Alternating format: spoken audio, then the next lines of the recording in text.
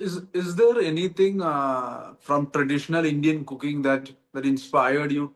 Like, we have a lot of techniques of use of spices and fermented food and sprouting and all that stuff. So, is there anything from traditional cooking that inspired you or inspired your way of cooking? Actually, no, because I have never been a fan of Indian food because of the spiciness of it. So in fact, I guess because of the way I was brought up or whatever, my palate is more uh, likes more Western food.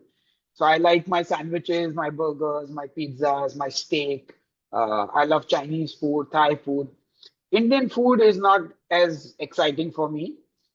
So I never really cared to cook Indian food, and I didn't even eat much Indian food growing up. Again, and even when I went out to eat in restaurants, it was always other cuisines because of the mirchi masala, which I did not enjoy.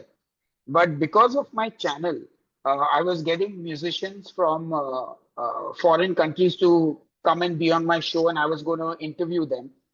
That's kind of when I felt like, okay, I may not enjoy Indian food, but I definitely want to feed my guests Indian food because, like, if I have a drummer coming from Greece, I mean, sure, I can make an amazing burger, but let me give him some kebabs instead or a paneer paratha. That will be more unique and more fun. So that's when I started cooking Indian food, and that's when I started to enjoy the process of cooking Indian food. I started learning a lot more about it.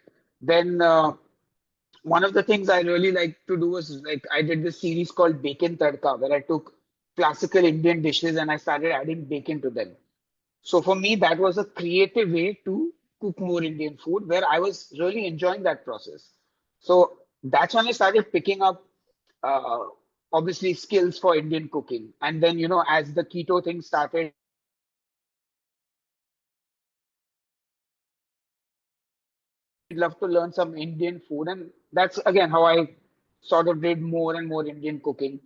And more recently, last year, I started a series on my channel where I called Meat India.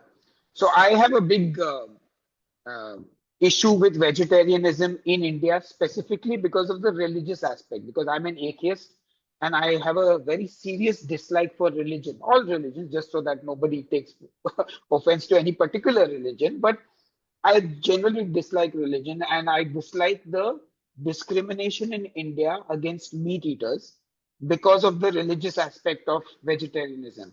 Like, we are the only country that uses a term like non-veg, which means not vegetarian. Like, why would you define 70% of a country by the dietary habits of 30%? So for me, that was a big trigger. And I was like, I want to do Indian food, but I want the world to see that India is not a vegetarian country. India has some of the most exciting and amazing meat dishes. So I started a series called Meat India, where I went from state to state cooking dishes of every state, the meat ones. And that's really when I got excited to learn more about local cuisine in each state, to see what all dishes we had. And like some of the recipes, yeah, were really eye-opening. So I picked up a lot of tips and tricks from those recipes. And even today, I'm going to continue the series on the new channel now. And I'm really excited to explore the food of the northeast part of India, find all the meat dishes in Rajasthan. I didn't even know that in Gujarat, 50% of people eat meat. But so obviously there is food I can find. Like, people think, oh, Gujarat is just like a vegetarian place. No, there is meat in Gujarat also, and that's the beauty of India, is that we have this diversity in our culinary sort of repertoire. So yeah, I've picked up from all these sort of series that I've done. So, what are some common mistakes home cooks make, and what do you think can improve upon that? What do you think we can do to improve on? Right. So I think I don't know if there's any particular mistakes. I think cooking is a skill, right? Like anything else. You want to learn to play a guitar, you have to start. You will make mistakes. You will sound terrible the first time you play a guitar. But as you sit every day and practice for 1 hour or 2 hours, you slowly, slowly get comfortable putting your hands on the strings, playing with the guitar plectrum. Cooking is the same thing. The first time you will feel awkward holding a frying pan. You will be a little scared of the gas, maybe. But the main thing is you start.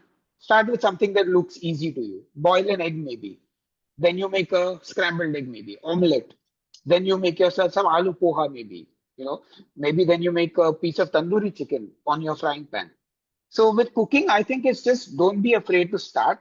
Just go for it and constantly just learn and evolve. Like as you cook more, and the beauty is, of course, cooking, you eat 3 meals a day. So you have an opportunity to practice 3 times a day, which for anything else you'll probably be like, oh, I have to take out the time and do this and like, but cooking you can do anytime because you have to eat. So I think just practice makes perfect.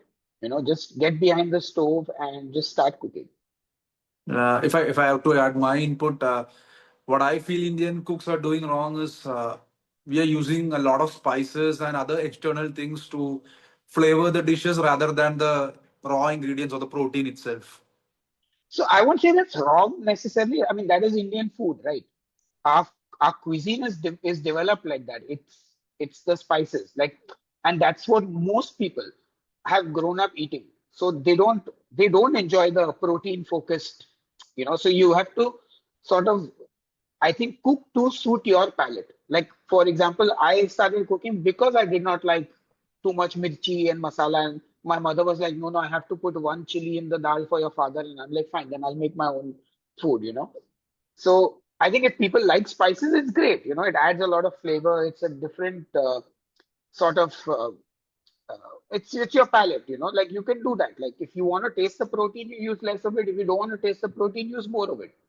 There's nothing wrong with spices. It's just whatever you're going to do, try and understand what you're doing, understand why you're doing it, and keep tasting as you go. And then you'll sort of find something that works for you. Because how do people stick to their diet? How do people eat more protein? Is when it's palatable for them. Like if somebody is like used to eating mostly one piece of chicken, a lot of the gravy and the rice, and telling them to eat two boiled chicken breasts is not going to cut it. They're going to need that same chicken curry. What you'll do is tell them take 3 pieces of chicken, take one wing, take one leg, take one thigh, take as much gravy as you want, and take less rice and add some vegetable to your plate and make it a balanced meal and eat one orange later in the day. You know, so I think every like person will need to customize it to their sort of lifestyle and their preferences. That's the only way they'll be able to maintain it long term, whatever it is they want to do.